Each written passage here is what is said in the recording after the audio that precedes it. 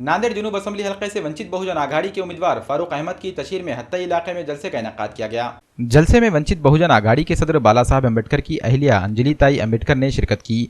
जलसे से खिताब करते हुए अंजलि ताई ने असम्बली इंतखाबात के लिए पार्टी के इंतखाबी मंशूर के बारे में मालूमात दी, जिसमें इन्होंने कहा कि ऐसे लोग जिन्हें सियासी तौर पर महरूम कर दिया गया हो, इन्हें इनका मकाम दिलाने के लिए वंचित बहुजन आघाड़ी कायम की गई है। ये एक ऐसा प्लेटफॉर्म है जिसमें तमाम पसमानदा तबकात, ओबीसी और अकलियतों को मुत्तहद करके एक नई सियासी ताकत बनाने की कोशिशें की जा रही हैं। जलसे के दौरान वंचित बहुजन आघाड़ी के उम्मीदवार फारूक अहमद ने भी खिताब किया। इन्होंने अपने खिताब में नांदेड़ के मकामी मसाइल से लेकर तालीम और बेरोजगारी से मुताल्लिक मसाइल पर अपने ख्यालात का इजहार किया। खासतौर पर नांदेड़ में मोरूसी सियासत को उखाड़ फेंकने के लिए लोगों को वंचित बहुजन आघाड़ी के हक में वोट देने की अपील की गई। फारूक अहमद ने इंतखाबात जीतने के बाद अपने अज़ाइम पर भी रोशनी डाली। फारूक अहमद को समझिए, उनकी तड़प को समझिए। पिछले 11 सालों की जिंदगी में मैं आपके सामने पूरी जिम्मेदारी के साथ एक बात कहता हूं कि कोई भी माई का लाल ईमानदार अगर 1 रुपये की भी रिश्वत का इल्जाम बता दे, 1 रुपये का भ्रष्टाचार का इल्जाम बता दे, जबकि वो 11 साल से समाजी जिंदगी में है, 11 साल से गरीबों के लिए लड़ाई लड़ रहे हैं, पिछले कई सालों से वो कष्टकारियों के मजदूरों के लिए लड़ाई लड़ रहे हैं। इस सिस्टम को एक सोचे समय समझे एक प्लान के तहत मुसलमानों की पॉलिटिक्स को यहां से खत्म किया गया। आप हैरान हो जाएंगे कि 1980 के बाद कोई मुसलमान यहां पर एमएलए नहीं बना। क्यों? क्योंकि यहां पे जात पात का जो है पॉलिटिक्स को शुरू किया गया। वो दौर था जब मुसलमानों को दूसरे समाज के लोग भी वोट दिया करते थे। वो दौर था जब मुसलमानों को वंचित समाज, दलित समाज, बौद्ध समाज और अंबेडकरवादी समाज और दूसरे समाज भी मुसलमानों को वोट दिया करते थे। लेकिन बाद में जातिवाद लाया गया।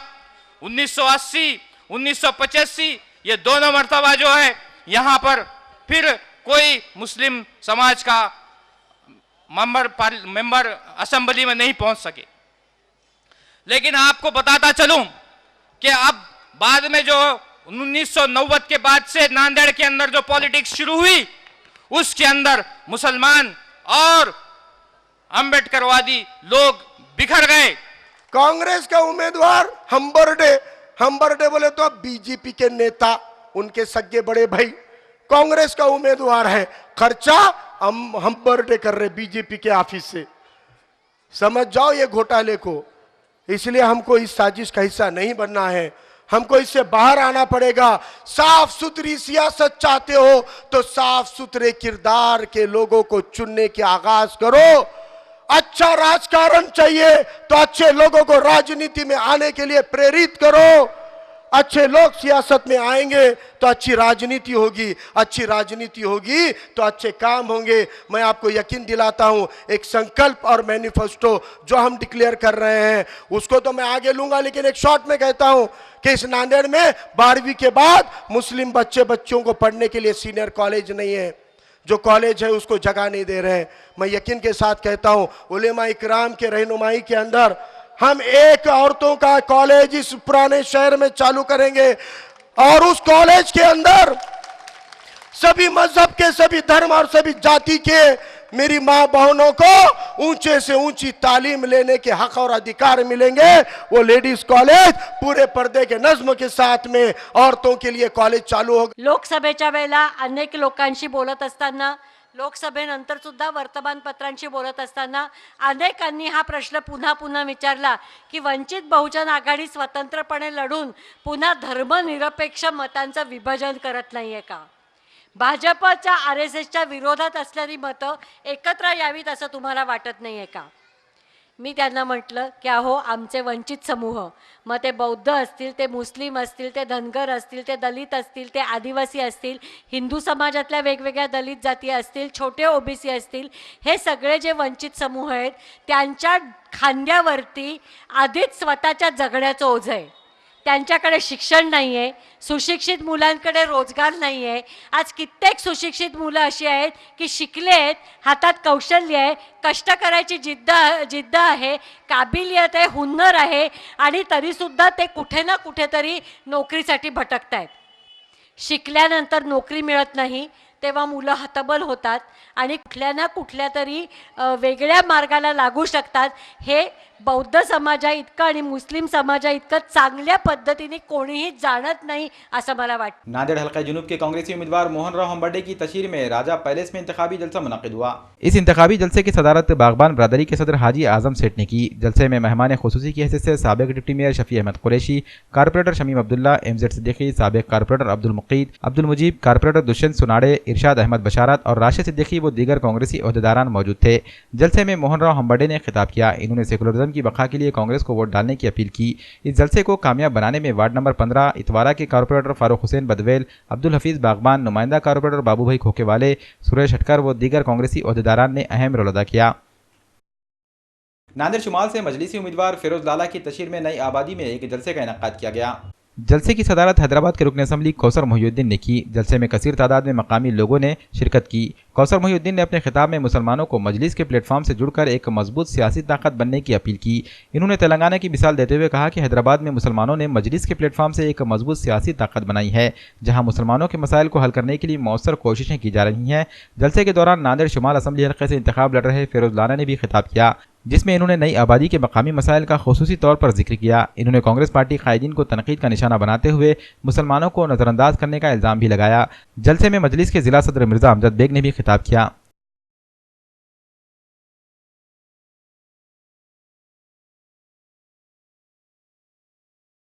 बहुजन महापार्टी के हल्का जुनूब असम्बली के उम्मीदवार शेख साजिद ने कदीम शहर के इलाकों में पदयात्रा की। बहुजन महापार्टी के महाराष्ट्र इंचार्ज रविंद्र गोरे और मराठवाड़ा सदर शेख अहमद की क़यादत में पैदल दौरे किए गए। हर गली हर मोहल्ले में घूमकर इन्होंने लोगों से मुलाकातें की और बहुजन महापार्टी के हक में वोट डालने की अपील की। ये दौरा शहर के गाड़ीपुरा, केला मार्केट, इतवारा, फतेहपुर इलाकों में किया गया। इस मौके पर बहुजन महापार्टी के अहदेदारान व कारकुनान मौजूद थे। हो, आम्ही आता म्हणजे काय प्रथम लोकसभा निवडणूक लढवली आणि आता आम्ही विधानसभा लढतो। लोकसभेमध्ये पण आम्ही 32 सीट आणि यावेळेला 87 सीट उभ्या केल्या आहेत ऑल ओव्हर महाराष्ट्रामध्ये। नॉट ओन्ली आम्ही हरियाणामध्ये पण आम्ही सीट उभ्या केलेल्या आहेत। आमचं बहुजन महापार्टी म्हणजे सर्व जनता, सर्व समाजाला घेऊन आम्ही एकत्रित करतो आहे आणि आज जो इतर पक्षांनी दिलेले जे पोकळ आश्वासन आहेत आम्ही त्याचा पर्दाफाश करणार आहोत। मागच्या वेळेला पण गेल्या वेळेला 1 रुपयामध्ये झुणका भाकर दिली होती, पण झुणका गेला आणि भाकर गेली, त्याच्यामध्ये काहीच नाही। ती फक्त जागेची जागा त्या लोकांनी सर्वांनी हडप केलेली आहे। आज जनतेला आम्हाला हेच सांगणं की गरजेचं आहे की सर्व तुम्ही या आणि बहुजन महापार्टीचं सर्वात मोठं म्हणजे उद्दिष्ट असं आहे की एज्युकेशन हे फ्री मिळालं पाहिजे आणि मेडिकल हे फ्री मिळालं पाहिजे। आज म्हणजे लोकांच्या 3 गरजा आहेत, अन्न, वस्त्र, निवारा। याच्याबरोबर आपल्याला 2 गरजा अत्यंत महत्त्वाच्या आहेत, सुख आणि शांती। आपल्याला ह्याच महत्त्वाच्या गोष्टी आपल्याला करायच्या आहेत। म्हणून बहुजन महापार्टी तळागाळाचे इथे कुठल्या धनवान लोकांना तिकीट दिलेली नाही आम्ही, इथे म्हणजे सामान्य माणसाला आम्ही वर करतो आहे आणि बहुजन महापार्टीमध्ये असे कार्यकर्ते आहेत की ज्यांनी स्वतःच्या पैशांनी इथे आज म्हणजे सर्व कार्यक्रम केलेले आहे। पार्टीतर्फे कुठलाही फंड पुरवला नाही आहे। पार्टीकडे सदस्य कार्यकर्ता अभियान हा सर्वात मोठ्या पद्धतीने झालेला आहे आणि पार्टीचा विकास 6 महिन्यामध्ये हा मोठ्या प्रमाणामध्ये झालेला आहे। त्याचा आम्ही तुम्हाला खुलासा या 24 तारखेला तुम्हाला दिसेल, कारण आजचा मतदान आणि उद्याचा नागरिक हा जागरूक नागरिक है। जय हिंद, जय महाराष्ट्र। हमारी जो पार्टी है बहुजन महापार्टी के महाराष्ट्र प्रभारी रविंद्र गोरे साहब बॉम्बे से तशरीफ़ लाए हुए हैं यहाँ पर, और शमसुद्दीन खान साहब जो इस पार्टी के सदर हैं, सचिव, महासचिव और सदर भी उन्हीं हैं इस वक्त इंचार्ज सदर। तो ये लोग जो अज़ाइम लेकर चल रहे हैं, जो इनकी मेहनतें हैं, कोशिशें हैं, वो ये हैं कि यहाँ की अवाम खुशहाल रहे, कोई तकलीफ़ ना उठाने पाए। और जिन लोगों को यहाँ से टिकट दिए गए वो एक साधारण आदमी हैं, ना कोई पैसे वाले हैं, ना कोई दिखावे वाले हैं, ना किसी और पार्टी से कुछ फंड लेकर इलेक्शन लड़ रहे हैं। वो खुद अपनी मेहनतों से और अपने खुद के पैसे से इलेक्शन लड़ रहे हैं। तो इसका मतलब ये हो रहा है कि ये पार्टी एक साफ़ सुथरे अंदाज में आपके सामने पेश हो रही है और झूठे तयखुनात, झूठे वायदे करके पब्लिक को धोखा देने के मकसद से नहीं आई। हमने 60 साल से 70 साल से जिन लोगों को वोट दिया वो लोगों के भी काम करदगी आपके सामने है, और हमको भी एक मौका देकर देखिए, हम भी आपके लिए क्या कर सकते हैं ये दिखला देंगे आपको। नांदेड़ हल्का जुनूब के आज़ाद उम्मीदवार दिलीप कंदकुर्ते के हामियों ने कदीम शहर में रैली का इनेकाद करते हुए आवाम से मुलाकातें की। रैली में जफर बहाउद्दीन, समाजी कारकुन अजीज कुरैशी, साबिक कारपोरेटर अब्दुल रहीम, इरफान उर्फ शेरा, यासिन मुल्ला व दीगर ने अवाम से मुलाकातें की और दिलीप कनकुर्ते को वोट डालने की अपील की। उन्होंने अवाम को बताया कि दिलीप कनकुर्ते एक बेदाग, साफ और शफाफ शख्सियत के मालिक सेकुलर लीडर है, इसलिए इन पर एतमाद किया जाना चाहिए। ढोल ताशे के जरिए ये रैली देगलूनाका, मदीना नगर, बिलाल नगर व दीगर इलाकों से गुजरी।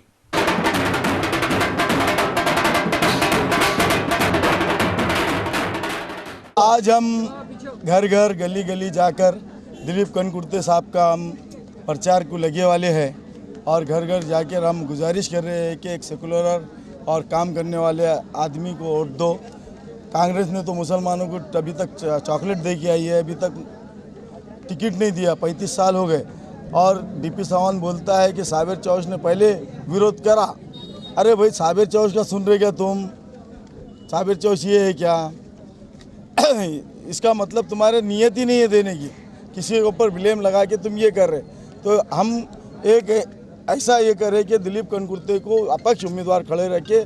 मुस्लिम, दलित, हिंदू, हर समाज, सिख, हर समाज के लोगों का सपोर्ट दिलीप कनकुर्ते को है और उनको चुन के लाने का हमने अज़म उठाए। इंशाअल्लाह दिलीप कनकुर्ते कामयाब होगा। ये कांग्रेस के झोंकों में मत जाओ।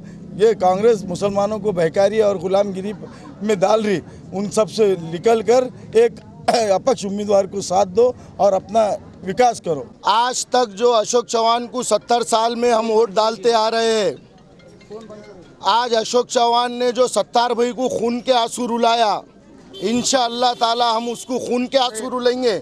और अशोक चौहान ने पिछले 2007 में, 2009 में अशोक चौहान ने कहा था कि हम जो आज कपास की जो कापू क्षेत्र है वहाँ खास हज हाउस बनेगा बोला था, उन्हें हज हाउस नहीं बनाया। आज हज हाउस नहीं बनाया और उत्तर दक्षिण को मुसलमानों को जो तकसीम करा वो है माननीय अशोक राव जी चौहान। उसको हम वोट क्यों डालेंगे? उन्होंने ये सोचा कि भाई 200 साल तक मुसलमान नगर से आमदार बन सकता था यहाँ, उन्होंने उत्तर और दक्षिण को अलग करा। ये हमारा कहना है कि अशोक चौहान ने जो सत्तार सेठ को जो टिकट नहीं दिया, उसको हम तो इंशाल्लाह दिलीप कनकुर्ते को लाएंगे, भारी अक्सरियत से लाएंगे। और ये माइनॉरिटी का आदमी है दिलीप कनकुर्ते, हर समाज को लेके चलने वाला है। जैसा कि पिछले इलेक्शन में आपने देखा है, ऐसा करते थे मुसलमान के अशोक चौहान नहीं गिरता, अशोक चौहान नहीं गिरता, अशोक चौहान नहीं गिरता। अरे हमारे प्रतापराव पाटिल चिखलीकर लोहे से खंदार नांदेड़ को आके उसको गिराए। अलामान टूर्स एंड ट्रैवल्स का उम्रा काफिला रवाना हो गया है। अलामान टूर्स एंड ट्रैवल्स ने शहर में अपना एक अलग मकाम बना लिया है। हज उम्रा की सादत हासिल करने के लिए आज़मीन की बेहतरीन खिदमत देने की कोशिशें की जा रही हैं। अलामान टूर्स का उम्रा काफिला 13 अक्टूबर को हैदराबाद से जद्दा के लिए रवाना हुआ, जो 27 अक्टूबर को वापस होगा। मौलाना आसिफ नदवी की रहनुमाई में ये काफिला रवाना हुआ। अलामान टूर्स एंड ट्रैवल्स की जानिब से उम्रा के साथ साथ मुक़द्दस मकामात की ज़ियारत का एहतमाम भी किया गया है। मक्का मुकर्रमा और मदीना मुनव्वरा में करीब से करीब रिहाइश, हिंदुस्तानी खाने का नज़्म व दीगर सहूलियात भी दी जा रही हैं। अलामान टूर्स एंड ट्रैवल्स के प्रोपराइटर अलहाज मोहम्मद कासिम मौलाना ने उम्रा के काफिले को हैदराबाद से विदा किया। टूर्स का दूसरा काफिला दिसंबर में रवाना होगा, जिसकी रजिस्ट्रेशन का आगाज़ हो चुका है। टूर्स के प्रोपराइटर ने अपील की है कि जो लोग उम्रा की ख्वाहिश रखते हों वो अलामान टूर्स के देगलूनाका पर वाक़ दफ्तर से रुजू करें। अल्हम्दुलिल्लाह कल 13 तारीख को हैदराबाद इंटरनेशनल एयरपोर्ट से हमारा अलामान टूर्स एंड ट्रैवलर्स का काफ़िला रवाना हुआ और ये काफ़िला अल्हम्दुलिल्लाह मौलाना सैयद आसिफ नदवी साहब एक आलिम दीन के ज़हर निगरानी में चलेगा इंशाअल्लाह ये। और मक्का और मदीने में मुक़द्दस ज़ियारतों के बाद में इंशाअल्लाह ये 27 तारीख को हैदराबाद वापसी होगा। और दूसरा काफ़िला हमारा इंशाअल्लाह दिसंबर में होने की तैयारी है।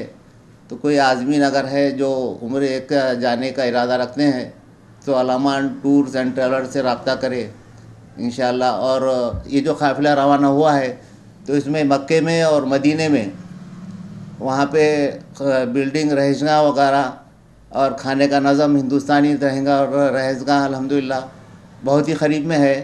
तो जो भी आज़मीन है तो हमारी गुजारिश है कि वो हमसे अलामान टूर्स एंड ट्रैवल्स में आकर रब्ता करें।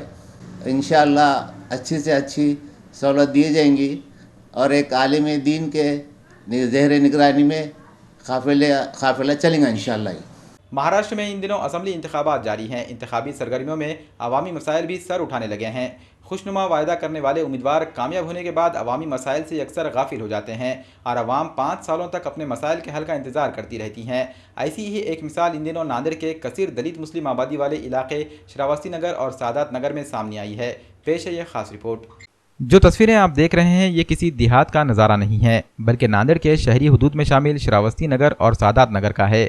इस बस्ती को आबाद हुए तकरीबन 20 साल होने जा रहे हैं, लेकिन आज तक यहाँ न पक्की सड़कें बनी हैं और न नालियों का कोई नज़्म है, न ही बिजली के खंभों पर लाइट लगे और न ही यहाँ पीने के पानी का कोई नज़्म किया गया, जिसकी वजह से यहाँ के लोगों को शदीद मुश्किलात का सामना करना पड़ रहा है। यहाँ पर हमारे को डेनिस की परेशानी है, रोड की परेशानी है, लाइट की परेशानी है। यहाँ पे हम चल फिर नहीं सकते, घर के बाहर निकल नहीं सकते। बरसात एक दिन का पानी अगर के हमारे घरों में पानी घुस जाता। यहाँ पे हम नगर सेवक को बोलने को गए, बात करने को गए, ठीक है कर देंगे, ठीक है कर देंगे, कभी आके देखे नहीं, कुछ करे नहीं हमारे वास्ते। सुनो आते इलेक्शन के टाइम पे, इलेक्शन डालो हमको ऐसा कर देंगे वैसा कर देंगे, तुम्हारा सब कर देंगे बोलते, बाद में आते नहीं, कुछ नहीं देखते नहीं गली में आके। कितने सालों से ये आज तक मसला हल हुआ नहीं। अभी तक कोई भी काउंसलर आन दो, कोई भी लीडर आन दो, आज तक मसला हल हुआ नहीं। हमको बारिश में इतनी तकलीफ़ है कि हमारे बाल बच्चे स्कूल जाने वाले परेशान रहते। सुबह बच्चों का स्कूल 7 साढ़े 7 बजे, बरसात होती, पानी होती, चिक्कड़ होता, बच्चे कैसे जाएंगे। हम ड्यूटी करने वाले प्राइवेट ड्यूटी पे ड्राइवरों में, और मेरे को भी जाना पड़ता, कभी रात बेरात आना पड़ता, सांप बिच्छू काटेगा कैसे जाना। हम तो यही बोलने वाले, हम हमारी शिकायत ये साहब, हमको पहले रोड होना, नाली होना। मैंने आज तक यहाँ देखा है कि यहाँ पर रोड नहीं बना है। जब भी इलेक्शन आता है यहाँ पर नगर सेवक आकर हमें ये दिलासा देते हैं कि यहाँ पर मैं आने के बाद एक रोड बना कर दूँगा, एक रोड नाली यहाँ पर करने के खंभे दूंगा बोले आपको। यहाँ पर देखा है मैंने आज तक, यहीं पर मेरा पास में घर है और यहाँ पर मीटर भी नहीं है और नालियाँ भी नहीं है। नगर का मसला, ये श्रावस्ती नगर का एरिया है ये, यहाँ पर पानी का और सड़क का बहुत मसला है, यहाँ पर नाली का बहुत मसला है। यहाँ पर 4-5 साल से कम 10 साल से भी यहाँ पर नाली नहीं है। हर बार इंतखाबात आते ही अवामी नुमाइंदे भी वोट मांगने चले आते हैं और इंतखाबात जीतने के बाद 5 सालों तक फिर इन बस्तियों में पलट कर नहीं देखते। अवामी नुमाइंदों के इस रवैये से ये लोग तंग आ चुके हैं और इंतखाबात में इन्हें सबक सिखाने का मन बना रहे हैं। नंबर 7 है श्रावस्ती नगर, सादत नगर। यहाँ पर 15-20 साल से कांग्रेस का कब्जा है, फिर भी यहाँ पर काम नहीं हो रहे, न रोड हो रही, न चंबर का काम हो रहा है। इस चंबर की वजह से कई बच्चे इसमें गिर जा रहे और तरकारी के गाड़ियाँ, बंडियाँ जो भी आते थे वो सब बंद हो गया आना, तो इस पर कोई भी ध्यान नहीं दे रहे।